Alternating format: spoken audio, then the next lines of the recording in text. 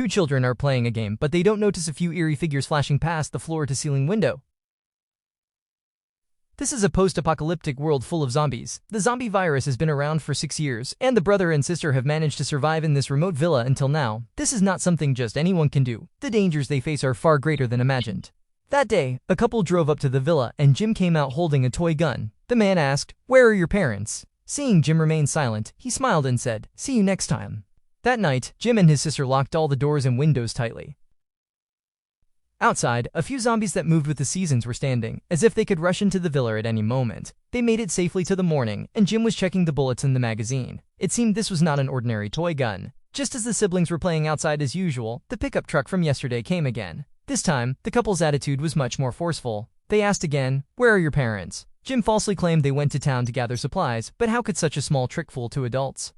The woman deliberately showed a kind smile, indicating that the town is several hours away and that they could protect Jim and his sister until their parents return. Seeing the house full of supplies and even a functioning refrigerator, the couple immediately decided to stay temporarily. The man, Jack, said he would go outside to hide the car. It seemed they were avoiding pursuit by some people. Late at night, Jim overheard the couple talking, and it seemed they were very satisfied with this place. For safety reasons, he took his sister into the safe house. This was one of the secrets that allowed the siblings to survive until now. Early the next morning, Jack had already prepared breakfast, clearly treating this place as his own home. The boy remained calm on the surface and then said something strange. When night fell, Jim inexplicably asked, "Is it time?" The dog sniffed him and then gave a barely noticeable nod. Jim quickly picked up his sister and locked her in the safe room. The couple downstairs were still being affectionate, unaware that danger was approaching. The girl excused herself to go to the bathroom and suddenly noticed a few zombies outside the window. She quickly turned off the light, thinking the zombies couldn't see her, but unexpectedly, the door behind her suddenly opened.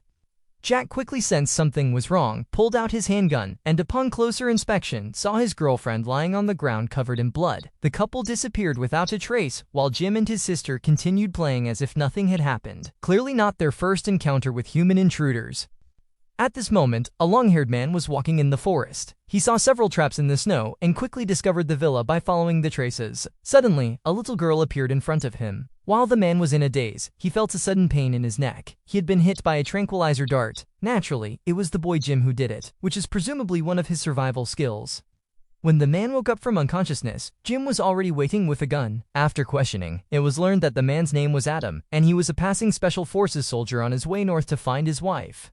Jim was slightly stunned. He felt the man in front of him was somewhat different. The man didn't want his food or medicine, only to retrieve his weapon. Jim took the opportunity to propose a condition, wanting Adam to help generate electricity for the villa. Adam was a bit curious and asked, "Where did your parents go?" This time, Jim didn't lie. He said his father was a scientist who had been missing for a long time, and his mother was an agent for the security bureau who went out on a mission a few days ago and should be back soon. Arden looked at the treadmill in front of him, a bit stunned, not expecting that this villa was powered by running. Suddenly, a zombie slowly approached outside the window, and without thinking, he picked up a discus and rushed out. After dealing with the zombie, Adam ran back covered in blood, and Jim shouted, "Why did you kill it? These are all specially made bulletproof glass. No matter how many zombies, they can't get in."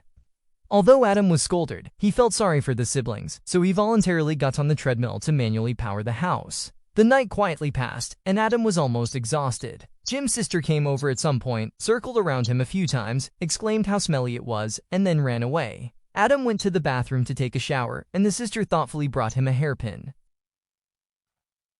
At this time, Jim had already left the villa. Every morning they would check the surrounding traps, which effectively prevented the zombie hordes from approaching. Sure enough, another lively zombie was caught.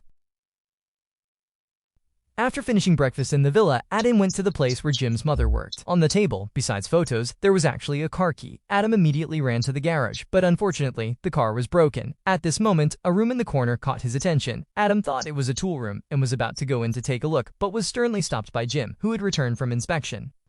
After more than a day of interaction, the siblings determined that Adam was not a bad person, so they didn't run to the safe house to sleep. But for some reason, Jim actually handcuffed himself.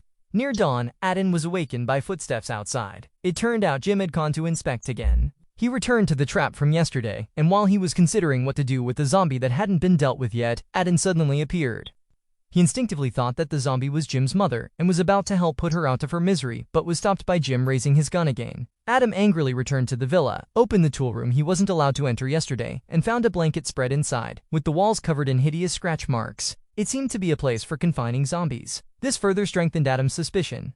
At this moment, the roar of a car came from outside. Surprisingly, more survivors arrived. The other party was obviously ill-intentioned, holding guns and surveying around the villa. Adam had no weapons and didn't dare to act rashly. Jim, who had returned from patrolling the mountain, could only watch from a distance. His sister was standing at the second-floor window, waving continuously. Just as the robbers were about to discover them, Adam suddenly appeared and scared them off. Jim let out a long sigh of relief, and the robber, finding the doors and windows locked, eventually drove away. After this incident, Jim trusted Auden even more and directly returned his weapon. Auden felt it was time to leave, but he inexplicably felt a bit reluctant. However, the call of his wife in his dreams sounded again, and upon waking, Auden made an important decision: to take Jim and his sister along to find his wife. This way, he could fulfill his own wish and also take care of the siblings.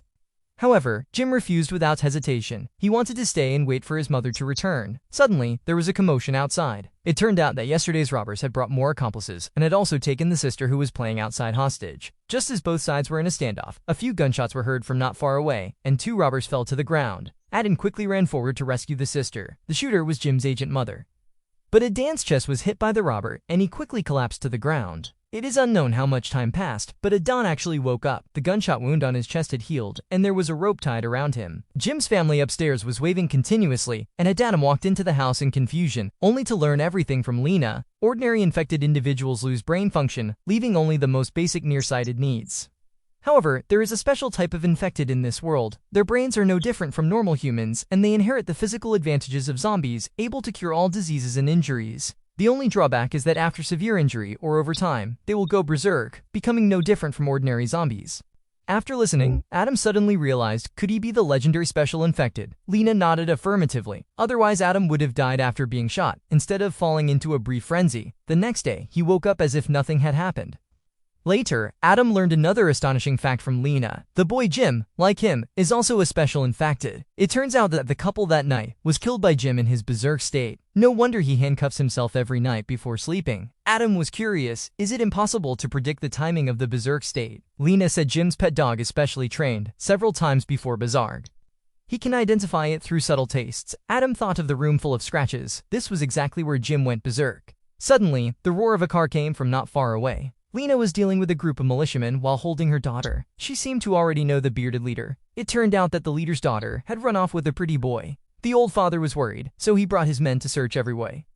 Lena said that if she saw them, she would definitely inform them in time. Only then did the white-bearded man reluctantly leave with his people. That night, Aden unintentionally asked about the origin of this villa. Lena said that the National Security Bureau had long anticipated the outbreak of the zombie virus, so they built thousands of shelters like this one in remote areas in advance. All the building materials are reinforced, and they are equipped with energy supply systems, making them completely self-sufficient. After hearing this, Aden felt uneasy. He thought Lena should have warned others earlier, which might have saved more people, but Lena just shook her head helplessly. It turns out that Jim and his sister have congenital heart disease. Jim's father was a biologist and one of the first scholars to discover the zombie virus. Seeing that his son wouldn't live past 3 years old, he took the risk of injecting the zombie virus into Jim, inadvertently turning him into a special infected. Unfortunately, the father was bitten during Jim's berserk episode and couldn't create a miracle, ending up as a regular zombie. Lena had no choice but to kill him herself.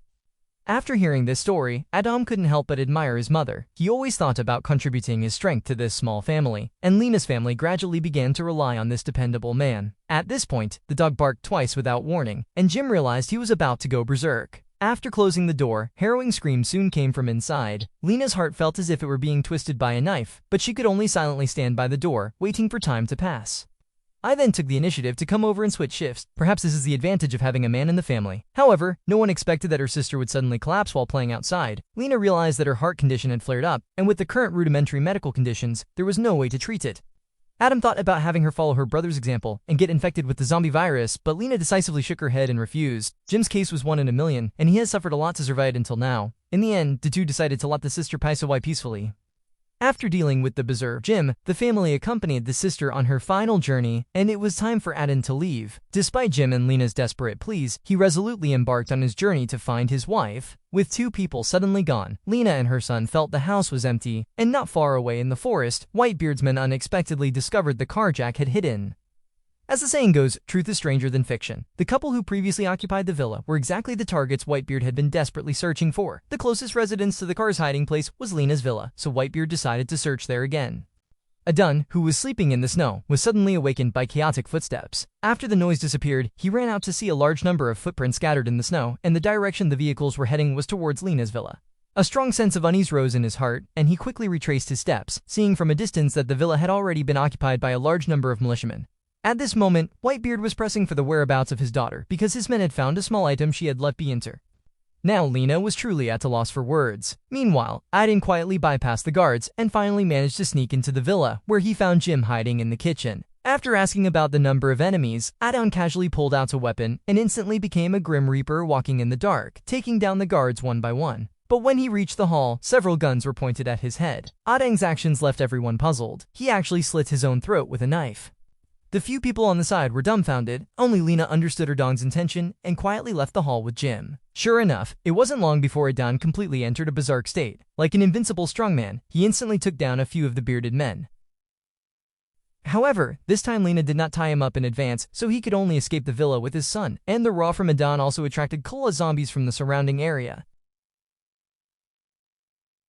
By the time Aiden woke up the next day, the villa had been overrun by zombies. He saw a letter left by Lena on the table, revealing that the mother and son had already driven north. If fate allows, they might meet again. Adam smiled, picked up his sister's favorite doll, and continued heading north with it on his back. That concludes the entire content of Letting Go. The setting of this movie is quite interesting, as it feels like the special infected are invincible.